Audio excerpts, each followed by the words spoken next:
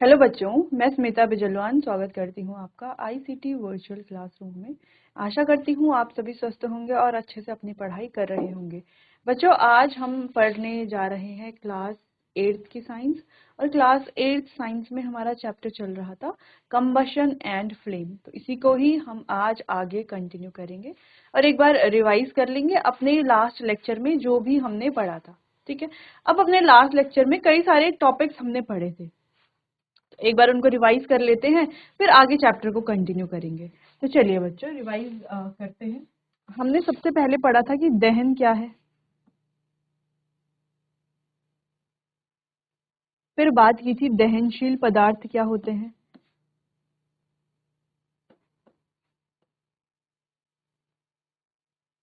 दहन क्या होता है, ऑक्सीजन की प्रेजेंस में कोई भी दहनशील पदार्थ। अब दहनशील पदार्थ, इसीलिए हमने दहनशील पदार्थ भी तुरंत लिख दिया है, क्योंकि हमें मेन पढ़ना तो यही है ना, दहनशील पदार्थ क्या होते हैं। अब जो दहनशील पदार्थ होते हैं बच्चों, इन्हें ईंधन भी कहा जाता है।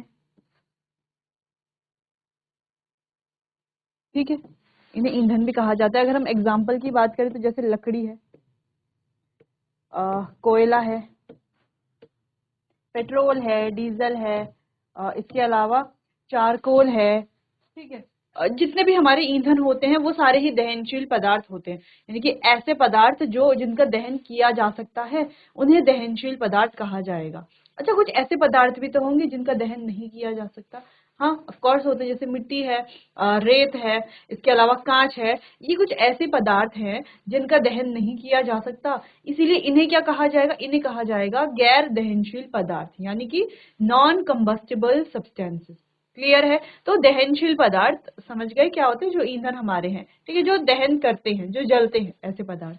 तो दहन की प्रक्रिया ऑक्सीजन की प्रेजेंस में, यानी कि ऑक्सीजन की उपस्थिति में जब कोई दहनशील पदार्थ जलता है तो वो प्रोड्यूस करता है, यानी कि बनाता है हीट एंड लाइट, उसे ही कहा जाता है दहन। ये जो पूरी प्रोसेस है इसी को हम क्या कहते हैं, दहन कहते हैं। ठीक है, चलिए, तो दहन हमने पढ़ लिया था, दहनशील पदार्थ के बारे में बात कर ली थी अपने लास्ट लेक्चर में। साथ ही हमने पढ़ा था कि दहन के लिए कौन कौन सी जो कंडीशंस हैं वो नेसेसरी है। ठीक है, कंडीशंस के बारे में बात की थी। तो क्या क्या कंडीशंस होती हैं, ये होती है, सबसे पहले हमें चाहिए होता है एक फ्यूल, पहली कंडीशन।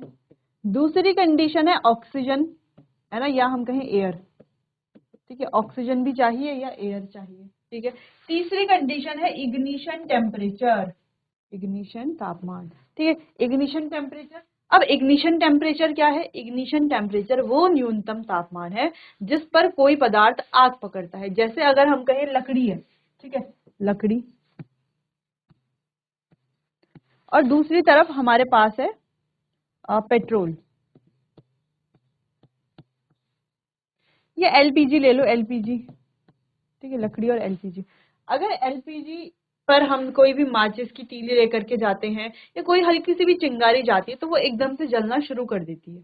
ठीक है, यानी कि वो क्या करती है, तुरंत जलने लग जाती है। इसका मतलब क्या है, इसका जो इग्निशन टेम्परेचर है वो बहुत ज्यादा कम है। दूसरा, अगर हम लकड़ी की बात करें तो आपने देखा होगा अक्सर लकड़ी को जैसे ही हम आग के ऊपर लेकर के जाते हैं वो तुरंत नहीं जलती। वो क्या करती है, पहले जो है लकड़ी थोड़ा हीट होती है, फिर थोड़ा देर बाद जो है जलना शुरू करती है, यानी कि इसका जो इग्निशन टेम्परेचर है वो ज्यादा है। तो इग्निशन टेम्परेचर वो न्यूनतम तापमान जिस पर कोई पदार्थ आग पकड़ता है। तो जो जल्दी आग पकड़ लेते हैं उनका इग्निशन टेम्परेचर कम होता है, उन्हें इनफ्लेमेबल सब्सटेंसेस भी कहा जाता है। वहीं दूसरी तरफ ऐसे पदार्थ जो आग को जो है देर में पकड़ते हैं, यानी कि जो जिन पर देर में आग लगती है, इसका मतलब क्या है कि उनका जो इग्निशन टेम्परेचर है वो क्या है, ज्यादा है। क्लियर है? तो चलिए, तो ये कुछ टॉपिक्स थे जो हमने अपने लास्ट लेक्चर में पढ़े थे। चलिए, तो हमने दहन के बारे में बात की थी कि दहन क्या है, ऑक्सीजन के साथ प्रतिक्रिया करके कोई भी दहनशील पदार्थ ऑक्सीजन के साथ प्रतिक्रिया करके ऊष्मा और प्रकाश उत्सर्जित करता है, तो उसे ही दहन कहा जाता है। ठीक है, तो मान लो ये कोई पदार्थ है, इसका दहन हो रहा है, तो क्या निकल रही है, हीट, लाइट निकल रही है। ठीक है, ऑक्सीजन चाहिए यहाँ पर, और फ्यूल तो ये है ही, फ्यूल ऑक्सीजन दोनों चाहिए। क्लियर? फिर दहन के बारे में कुछ और पॉइंट हमने पढ़े थे। जैसे ये ऑक्सीजन की प्रेजेंस में होगा। अच्छा, जरूरी नहीं है कि दहन जब होगा तो हर पदार्थ में हमें ज्वाला देखने को मिले। तो कुछ पदार्थ में ज्वाला देखने को मिलती है, कुछ में ज्वाला देखने को नहीं मिलती। ठीक है, चलो, तो ऑक्सीजन क्यों जरूरी है ये हमने देख लिया था। इस तरीके से एक्सपेरिमेंट हमने परफॉर्म कर लिया था लास्ट लेक्चर में। ठीक है, फिर दहन के कुछ उदाहरण के बारे में हमने बात की थी। तो चलो, जैसे कि हवा में सल्फर का जलना, हवा में हाइड्रोजन का विस्फोट, मोमबत्ती का जलना। ठीक है, तो ये सभी क्या है, दहन के उदाहरण है।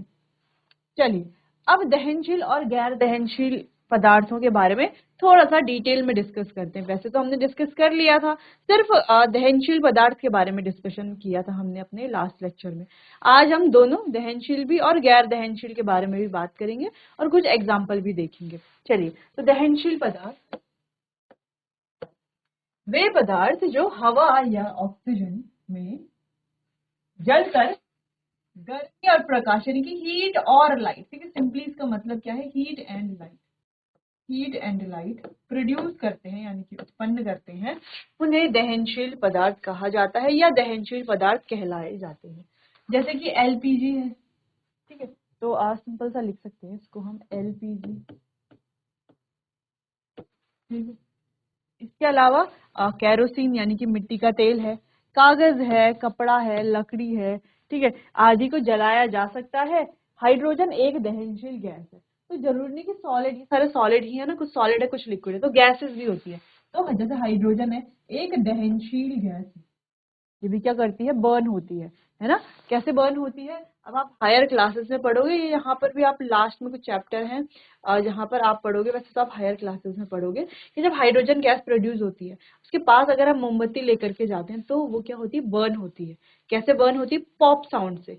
ठीक है, पॉप साउंड से वो बर्न होती है, ठीक है, जलती है। तो हाइड्रोजन भी क्या है, एक दहनशील गैस है। क्लियर।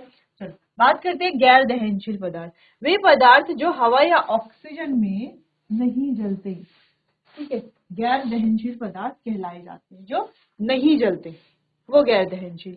जैसे कि रेत है, अच्छा, पानी है, पानी भी तो नहीं जलता, है ना। इसके अलावा कांच है, सीमेंट है, ठीक है, इनको जलाया नहीं जा सकता। कार्बन डाइऑक्साइड एक गैर दहनशील गैस है। जैसे हाइड्रोजन क्या है, एक दहनशील गैस है, वैसे ही कार्बन डाइऑक्साइड अगर आप फॉर्मूला लिखो तो कुछ इस तरीके से है, CO2।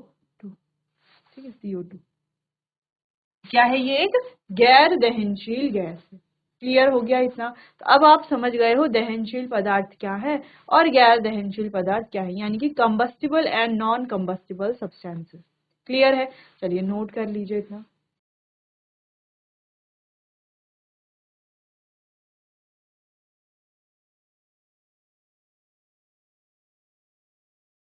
चलिए आगे बढ़ते हैं। तो यहाँ पर कुछ मटेरियल्स हैं और उससे आपको बताना है कि कौन सा दहनशील है और कौन सा गैर दहनशील है। ठीक है, जैसे कि यहाँ पर देखो, स्टोन पीस यानी कि पत्थर का एक टुकड़ा है। तो पत्थर कैसा होगा, नॉन कंबस्टिबल होगा या कंबस्टिबल होगा। ऑफ कोर्स कैसा होगा, नॉन कंबस्टिबल यानी कि गैर दहनशील होगा, उसमें आग नहीं लगेगी। ठीक है, नॉन कंबस्टिबल। वहीं अगर हम बात करें कोई लोहे की कील की यानी कि आयरन नेल, ठीक है, तो लोहे की जो कील है, मेटल, ठीक है, तो ये भी कैसा होगा, नॉन कंबस्टिबल। क्लियर। चलो, बात करते हैं कैरोसिन ऑयल यानी कि मिट्टी के तेल की, या पेपर की, या लकड़ी की। तो ये सभी कैसे होंगे, कंबस्टिबल होंगे, दहनशील होंगे। क्लियर है। तो ऐसे ही आप लिस्ट बना सकते हो अलग अलग पदार्थों की और उनके आगे लिख सकते हो कि कौन सा दहनशील है, कौन सा दहनशील नहीं है। क्लियर है, चलो आगे बढ़ते हैं। अब दहन के उत्पाद के बारे में बात करते हैं, यानी कि प्रोडक्ट जो बनते हैं जब दहन होता है उसके बाद। ठीक है, अभी तक तो हमने देखा कि दहनशील पदार्थ जो हैं वो क्या करते हैं, ऑक्सीजन की प्रेजेंस में बर्न करते हैं, हीट और लाइट प्रोड्यूस करते हैं। क्या केवल हीट और लाइट प्रोड्यूस होती है, नहीं, कई सारे ये प्रोडक्ट भी बनते हैं यहाँ पर।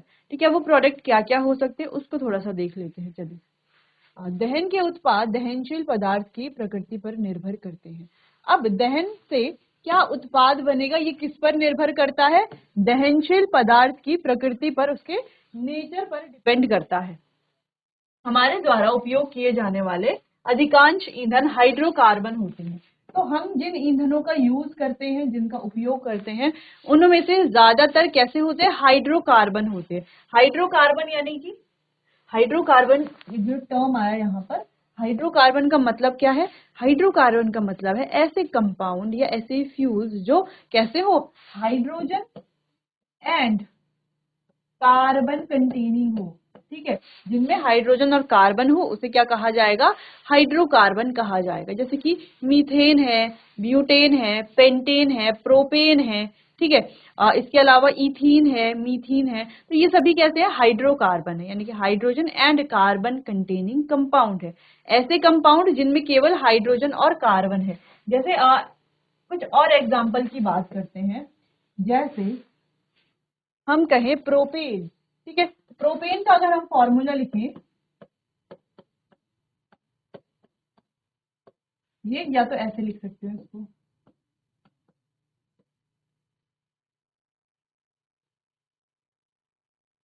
ये क्या हो गया हमारा? ये हो गया प्रोपेन। ये क्या है? प्रोपेन। ये भी प्रोपेन है, ये भी प्रोपेन है, ठीक है, दोनों सेम ही फॉर्मूला है। बस यहाँ पर क्या किया है, यहाँ पर हमने इसको ऐसे सिंपल फॉर्मूले के रूप में लिख दिया है और यहाँ पर हमने इसको बस ओपन करके लिखा हुआ है, ठीक है। चलो, अच्छा इसको ऐसे भी लिख सकते हैं, ऐसे, ये भी क्या है? प्रोपेन है। या ऐसे लिख सकते हैं, ये भी क्या है? प्रोपेन है। क्लियर है इतना? ठीक है, ऐसे भी लिखा जा सकता है। अब ये आप हायर क्लासेस में पढ़ोगे कि ऐसे कैसे लिखा जा रहा है इसको। फिलहाल आपको सिर्फ इतना ही देखना है। या हम कहें ब्यूटेन, ब्यूटेन क्या होता है? C4H10। ये अगर ऐसे लिखें खोल करके तो क्या लिखेंगे? CH3 CH2 CH2 CH3, ठीक है। ये क्या है? ब्यूटेन। ये प्रोपेन है, ये ब्यूटेन है। अगर आप प्रोपेन और ब्यूटेन को ध्यान से देखो और इनके फॉर्मूलाज को देखो तो आपको क्या दिखेगा कि प्रोपेन और ब्यूटेन में क्या है? केवल कार्बन और हाइड्रोजन है, इसीलिए ये क्या है? दोनों हाइड्रोकार्बन्स हैं, ठीक है। और हम आप आगे पढ़ेंगे, इन्हें कहा जाता है सैचुरेटेड हाइड्रोकार्बन्स, क्योंकि इनमें केवल क्या है? सिंगल बॉन्ड है, ठीक है। अच्छा, जिनमें डबल या ट्रिपल बॉन्ड होता है, जैसे हम कहें इथीन है, प्रोपीन है, ब्यूटीन है, या कोई एल्काइन है जैसे इथाइन है, प्रोपाइन है, ठीक है। तो ये जो हैं, ठीक है, जिनमें डबल बॉन्ड या ट्रिपल बॉन्ड होते हैं, उन्हें कहा जाता है अनसैचुरेटेड हाइड्रोकार्बन। तो क्लियर है इतना? फिलहाल आपको सिर्फ इतना जानना है कि सिंगल बॉन्ड वाले ये जो इन्हें क्या कहा जाता है? हाइड्रोकार्बन, हाइड्रोजन और कार्बन कंटेनिंग है, क्योंकि आप देख सकते हो केवल हाइड्रोजन और कार्बन है। कितने हाइड्रोजन है, कितने कार्बन है, इसकी बात हम नहीं करेंगे। हम केवल ये देखिए कि हाइड्रोजन और कार्बन कंटेनिंग ये है। दूसरी चीज, इन्हें क्या कहा जाता है? सैचुरेटेड हाइड्रोकार्बन कहा जाता है। क्लियर है? चलो, हाइड्रोजन और कार्बन, अच्छा यहाँ पे डेफिनेशन लिखी हुई है। हाइड्रोजन और कार्बन के जो यौगिक हैं, यौगिक का मतलब है कंपाउंड, ठीक है, क्या है मतलब? कंपाउंड।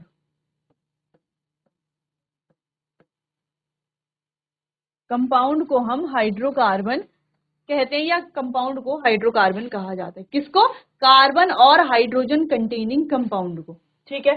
चलिए, उदाहरण के लिए जैसे हम एलपीजी की बात करें तो एलपीजी का जो मुख्य घटक है वो होता है ब्यूटेन। ब्यूटेन का फॉर्मूला जैसे कि हमने यहाँ पर लिखा C4H10, कुछ इस तरीके से लिखा हुआ है। आप इसको सिंपली ऐसे लिख सकते हो, C4H10। ध्यान क्या रखना है कि अगर आप देखो ये C है और H है, ये दोनों तो एक लाइन में लिखे जा रहे हैं, लेकिन यहाँ पर जितने सी हैं, जैसे 4 सी हैं, तो सी कहाँ लिखा जा रहा है? 4 कहाँ लिखा जा रहा है? नीचे। 10 कहाँ लिखा जा रहा है? नीचे। कहाँ पर लिखा जाएगा? सबस्क्रिप्ट में लिखा जाएगा, ठीक है। क्लियर है? आपने देखा भी होगा बुक में कुछ इस तरीके से फॉर्मूले लिखे रहते हैं। तो ये 4 10 ये जो नंबर्स ये कहाँ पर लिखे जाएंगे? सबस्क्रिप्ट में, ठीक है, सुपर स्क्रिप्ट में नहीं, या ऐसे इसकी तरफ नहीं, ऐसे लिखे जाएंगे सबस्क्रिप्ट में, ठीक है। चलो आगे देखते हैं। जब ऐसे ईंधन जलते हैं, अच्छा इसके अलावा ब्यूटेन के अलावा जो नेचुरल गैस है, तो नेचुरल गैस का जो मेन है वो होता है उसमें इथेन, ठीक है। इथेन का फॉर्मूला है CH4, CH4। मीथेन, या एक यहाँ पर ब्यूटेन भी है, C4H10। मीथेन का फॉर्मूला है बच्चों CH4, ये क्या है? मीथेन है। और ये C4H10 ये क्या है? ब्यूटेन है, ब्यूटेन। जैसे पेट्रोल है, तो ये सभी क्या है? हाइड्रोजन और कार्बन कंटेनिंग कंपाउंड है, या हम कहें हाइड्रोकार्बन, ठीक है। तो जब ऐसे ईंधन जलते हैं तो मुख्य उत्पाद, तो जब ये ईंधन जलते हैं कौन से? हाइड्रोकार्बन वाले। और हमारे ज्यादातर जो फ्यूल्स है, सभी नहीं, ज्यादातर जो है वो कैसे हैं, अधिकांश ईंधन जो है वो कैसे हैं, हाइड्रोकार्बन है, यानी कि हाइड्रोजन और कार्बन कंटेनिंग कंपाउंड है। क्लियर है? तो चलो, ये जब जलते हैं तो बनाते हैं कार्बन डाइऑक्साइड गैस। क्लियर? और पानी, ठीक है, CO2 एंड वाटर। जैसे उदाहरण के लिए methane, CH4 methane plus O2 यानी कि ऑक्सीजन की प्रेजेंस में चलेगा, बनाएगा carbon dioxide plus H2O, CO2 plus H2O। Clear? चलो, समझ में आया इतना? आगे, हाइड्रोकार्बन के दहन से कार्बन डाइऑक्साइड और जल के साथ साथ ऊर्जा के विभिन्न रूप जैसे ऊष्मा, प्रकाश आदि भी उत्पन्न होते हैं। तो देखो बच्चों, यहाँ पर कार्बन डाइऑक्साइड और वाटर के साथ साथ हीट, लाइट भी क्या होते हैं, एनर्जी के जो अलग अलग टाइप्स हैं, हीट है, लाइट है, तो ये भी क्या होते हैं, यहाँ पर प्रोड्यूस होते हैं।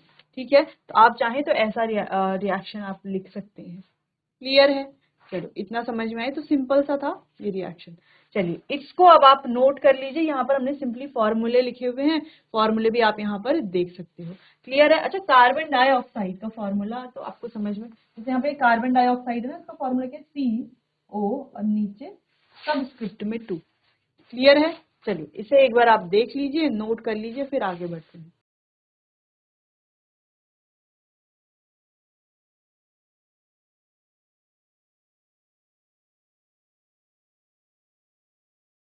चलिए आगे बढ़ते हैं, दहन के प्रकार के बारे में बात करते हैं।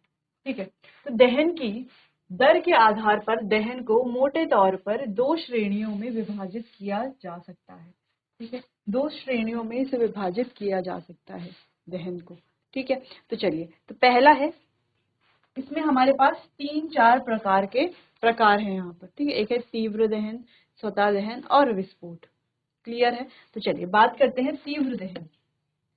तीव्र दहन क्या? अच्छा, यहाँ पर आपको कोई कंफ्यूजन नहीं होनी चाहिए। ठीक है? यहाँ पर हमें ये समझ में आता है कि ज्यादातर जो फ्यूल हम यूज करते हैं वो हाइड्रोकार्बन है, यानी कि हाइड्रोजन और कार्बन कंटेनिंग कंपाउंड है। तो जब भी हम इनको जलाते हैं, ठीक है, तो यहाँ से बनता क्या है, यहाँ से कार्बन डाइऑक्साइड, वाटर बनता है, और साथ में एनर्जी जैसे कि हीट या लाइट के फॉर्म में एनर्जी भी क्या होती है, प्रोड्यूस होती है। तो मेन पॉइंट तो ये था यहाँ पर, बस यहाँ पर कुछ चीजें हमें समझनी, जैसे ब्यूटेन क्या है, मीथेन क्या है, प्रोपेन क्या है, ये सभी है क्या, हाइड्रोजन कार्बन कंटेनिंग कंपाउंड है, या हम कहें हाइड्रोकार्बन है। ठीक है? और कैसे हाइड्रोकार्बन है, अनसैचुरेटेड हाइड्रोकार्बन है। ठीक है? इतना बस,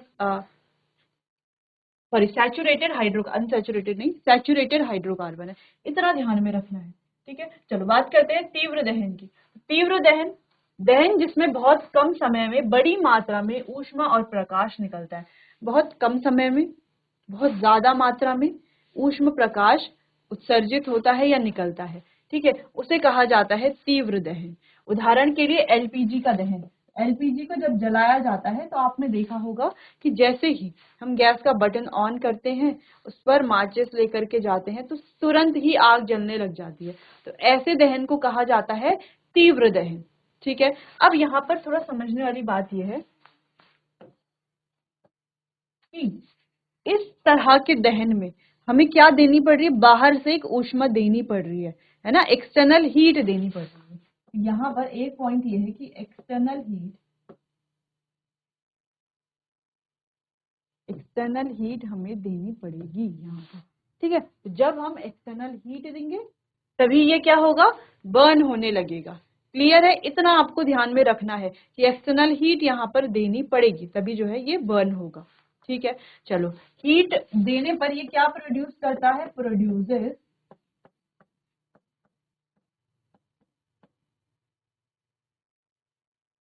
हीट एंड लाइट, यानी कि ऊष्मा और ये प्रकाश क्या करता है, प्रोड्यूस करता है।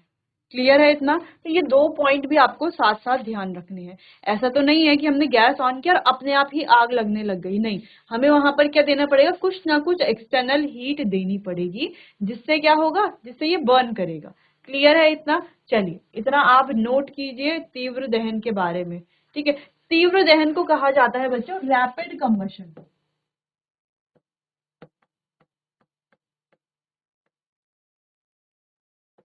तीव्र दहन यानी कि रैपिड कंबशन, यानी कि जो फटाफट से होता है। ठीक है, चलिए नोट कीजिए इतना।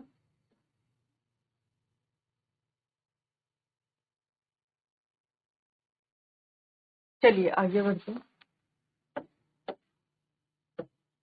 नहीं, चलो तीव्र दहन के बारे में कुछ और इम्पोर्टेंट पॉइंट। वह दहन अभिक्रिया जिसमें अल्प समय में बड़ी मात्रा में ऊष्मा और प्रकाश उत्पन्न होते हैं, यानी कि कम समय में ज्यादा मात्रा में हीट लाइटें प्रोड्यूस करता है। ठीक है, तीव्र ऊर्जा को प्रतिक्रिया के लिए बाहरी ऊष्मा ऊर्जा की आवश्यकता होती है। ठीक है, यानी कि एक्सटर्नल हीट एनर्जी की जरूरत इसे होती है। दहन से बड़ी मात्रा में ऊष्मा और प्रकाश ऊर्जा उत्पन्न होते हैं और यह तेजी से होता है। तो देखो तेजी से होता है और बड़ी मात्रा में ऊष्मा प्रकाश ऊर्जा उत्पन्न होती है। जब तक ईंधन उपलब्ध रहेगा दहन जारी रहेगा, यानी कि जब तक ईंधन है तब तक दहन जो है होता रहेगा। क्लियर है? अच्छा, तब तक होता रहेगा कंटिन्यू, अगर हम उसे जो है खुद ही क्या ना कर दें, बंद ना कर दें। ठीक है, चलो अगर हम बंद नहीं करते तो दहन जो है वो कंटिन्यू होता रहेगा। क्लियर? चलो उदाहरण के लिए जब आप मोमबत्ती जलाते हैं, जब आप माचिस की तीली से मोमबत्ती जलाते हैं तो ऊष्मा ऊर्जा उत्पन्न होती है और यह तब तक जलती रहती है जब तक मोम जलकर खत्म नहीं हो जाता। इसीलिए यह एक तेज दहन या तीव्र दहन है। ठीक है, जैसे मोमबत्ती का एग्जांपल या एलपीजी का, जैसे हम गैस ऑन कर दें और जला दें तो वो जलता रहेगा, है ना, जब तक जो हमारा गैस का सिलेंडर है वो पूरा खत्म नहीं हो जाता, पूरा खाली नहीं हो जाता, तब तक वो जलता रहेगा। या तो उसे रोकने के लिए हम क्या करते हैं, बीच में जो है उसे ऑफ कर देते हैं। वैसे ही मोमबत्ती को कंटिन्यू जलती रहेगी अगर हम उसे बुझा ना दें बीच में। जैसे अगर हम बुझा देंगे तो कंबशन जो है वो रुक जाता है। क्लियर है? चलिए ये कुछ पॉइंट है तो आप वो नोट करके यहाँ पर ये पॉइंट भी नोट कर सकते हैं। चलिए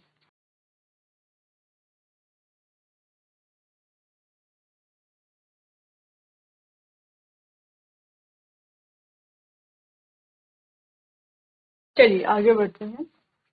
तीव्र दहन अब आप अच्छे से समझ गए। धीमा दहन की बात करते हैं। इस प्रकार का दहन बहुत धीरे धीरे और कम तापमान पर होता है। उदाहरण के लिए श्वसन धीमे दहन का एक उदाहरण है। ठीक है, तो धीमा दहन आप समझ गए हैं। अगला है स्वतः स्फूर्त दहन, जिसे हम कहते हैं स्पॉन्टेनियस कंबशन। अब यहाँ पर क्या होता है, दहन जिसमें कोई पदार्थ स्वतः जलता है, यानी कि अपने आप ही जलता है।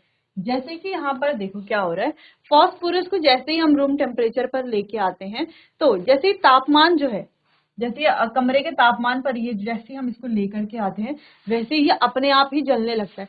इसे किसी भी बाहरी ऊष्मा या एक्सटर्नल हीट की आवश्यकता नहीं होती। क्लियर? ये जब जलता है तो हीट और लाइट प्रोड्यूस करता है, तो इसीलिए ये रैपिड कंबशन से थोड़ा डिफरेंट है। क्यों डिफरेंट है? क्योंकि रैपिड कंबशन में हमें एक्सटर्नल हीट देनी पड़ती है, यहाँ पर हमें कोई एक्सटर्नल हीट नहीं देनी पड़ेगी, ये अपने आप ही जलेगा। है ना, जैसे आप लेकर के आएंगे तो अपने आप ही जलने लगेगा, कोई मैजिक नहीं होता, ये अपने आप ही जलता है। ठीक है, तो इस तरह के दहन को कहेंगे स्वतः स्फूर्त दहन, या हम कहें स्पॉन्टेनियस कंबशन। और बाहरी ऊष्मा की सहायता के बिना, यानी कि कोई भी एक्सटर्नल हीट की आवश्यकता यहाँ पर नहीं होती, ऊष्मा और प्रकाश ही उत्पन्न करता है। जैसे अगर हम फास्फोरस की बात करें तो फास्फोरस कमरे के तापमान पर स्वतः जलता है। ठीक है, तो दो पॉइंट यहाँ पर, no external heat required, no external heat required और प्रोड्यूसेस, ये भी same heat and light produce करता है। ठीक है, हीट एंड लाइट, जैसे रैपिड कंबशन में हो रहा था। लेकिन डिफरेंस कहाँ पर है वो आपको समझना है। ठीक है, दोनों में डिफरेंस कहाँ पर है, यहाँ पर एक्सटर्नल हीट की आवश्यकता नहीं है, वहां पर थी। अब बस प्रोडक्ट जो है दोनों में सेम बना, यानी कि हीट और लाइट दोनों सेम प्रोड्यूस कर रहे हैं। क्लियर है? नोट कर लीजिए इसे। तो चलिए बच्चों, आज हमने काफी सारे टॉपिक्स को समझा कि दहनशील पदार्थ, हमने अपने लास्ट लेक्चर में भी बात कर ली थी। आज हमने बात की गैर दहनशील और दहनशील पदार्थ दोनों में डिफरेंस क्या है, एग्जाम्पल्स क्या क्या है। साथ ही साथ हमने दहन के प्रकार के बारे में बात की, कुछ हमने डिस्कस कर लिए हैं, कुछ हमें अपने आने वाले अगले सेशन में डिस्कस करने हैं। ठीक है बच्चों, तो चलिए बच्चों, आज के लिए बस इतना ही। मिलते हैं अपने आने वाले अगले सेशन में, तब तक के लिए आपका बहुत बहुत धन्यवाद।